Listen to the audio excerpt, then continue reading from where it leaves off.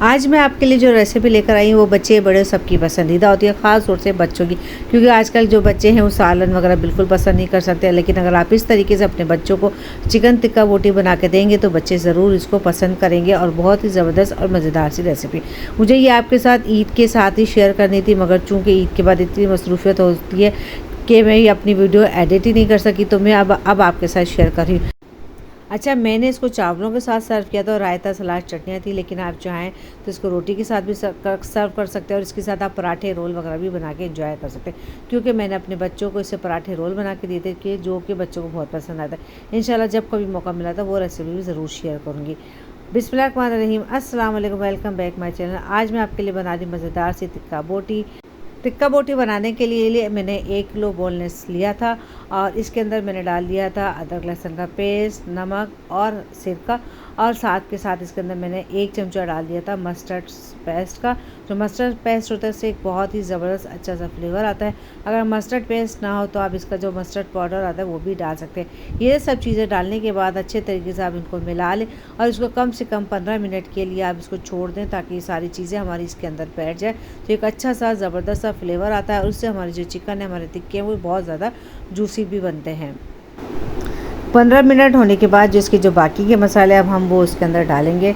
तो मैंने इसके अंदर डाला है 1 चमचा चिली फ्लेक्स का और 1 चमचा जो है ना रोस्टेड क्रश धनिया और ज़ीरा जो दोनों था भून के रखती वो डाल दिया मैंने। 1 चमचा डाला मैंने चाट मसाला और आधा चमचा मैंने डाला इसके अंदर गरम मसाला और आधा चमचा मैंने डाला इसके अंदर हल्दी पाउडर और इसके अंदर डाला है जो टाटरी होती है ना, वो थोड़ी सी टाटरी डाली और 1 चमचा डाला है पेपरिका पाउडर का या कश्मीरी लाल मिर्च जो आपके पास है वो डाल दें।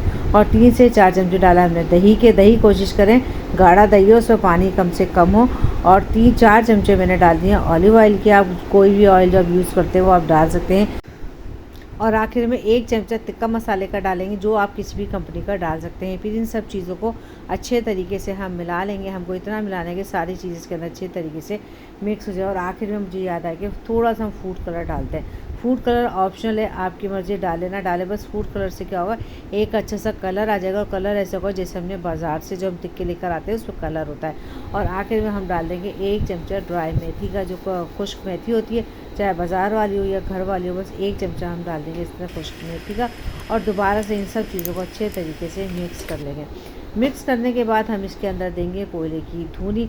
चूल्हे के ऊपर मैंने कोयला रख दिया था पहले से जलने के लिए। कोयला जब अच्छे तरीके से जल जाए तो इसको किसी भी रोटी पे या किसी प्याले में रख के थोड़ा सा तेल डाल के आप इसको ढक्कन दे देंगे। तो ये बहुत अच्छी सी ज़बरदस्त सी इस पर कोयले की खुशबू आ जाएगी और ऐसे लगेगा जैसे हमने ये जो टिक्का है बोटी है हमने कोयले के ऊपर बनाई है।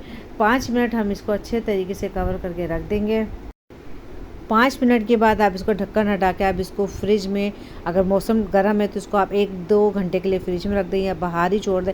और अगर आप इसको ओवरनाइट रख देंगे तो ये टिक्के हमारे और भी ज़्यादा ज़बरदस्त और मज़ेदार बनेंगे।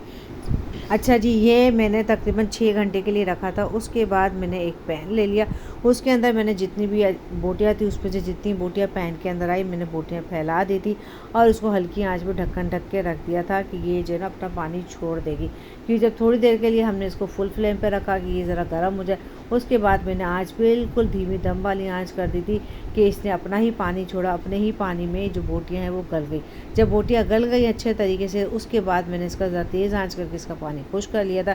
चूँकि चिकन है, चिकन बहुत ज़्यादा गल जाती है, ज़्यादा से ज़्यादा 10 से 15 मिनट लगते हैं चिकन बन के हमारी रेडी हो जाती है। बस इसी तरीके से मैंने उलट पुलट करके चिकन को पकाया था और इसका पानी अच्छे तरीके से खुश कर लिया था। बस इसी तरीके से सारी चिकन को हमने पका के रेडी कर लिया था। आप इस तरीके से चिकन को बना के दावत से 1 दिन पहले भी बना के फ्रीज़र में रख सकते हैं। और उसके बाद जब दावत का टाइम होता है तो जिसको जो आखिरी स्टेप है मैं आपको अब बताऊँगी वो हम फटाफट कर सकते हैं। उसके साथ जो चटनियाँ वगैरह बनती है वो भी आप बना के फ्रीज़र में रख सकते हैं। बस सारे के सारे टिक्के मैंने तैयार कर लिए थे। अब इसका एक स्पेशल जो एक तरीका है वो मैं आपको बताऊंगी। तो बिल्कुल ऐसा लुक लगेगा जैसे कि आपने ये बारबेक्यू किए हैं, कोयले के ऊपर बना के रेडी किए हैं।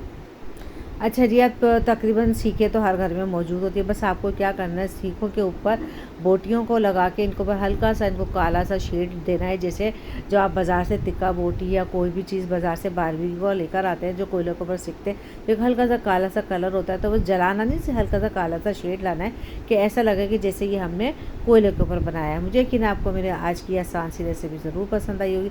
अगर रेसिपी पसंद आए तो लाइक शेयर कमेंट कर दीजिएगा। चैनल पर नहीं तो सब्सक्राइब करके बेल आइकन को प्रेस कर दें ताकि आने वाली न्यू वीडियो का नोटिफिकेशन आपको बआसानी मिल सके। देखिए, और मैंने इसको जो सर्व किया है, मैंने इसको चावलों के साथ सर्व किया। आप चाहे तो इसको रोटी के साथ, पूरी पराठे के साथ भी सर्व कर सकते हैं।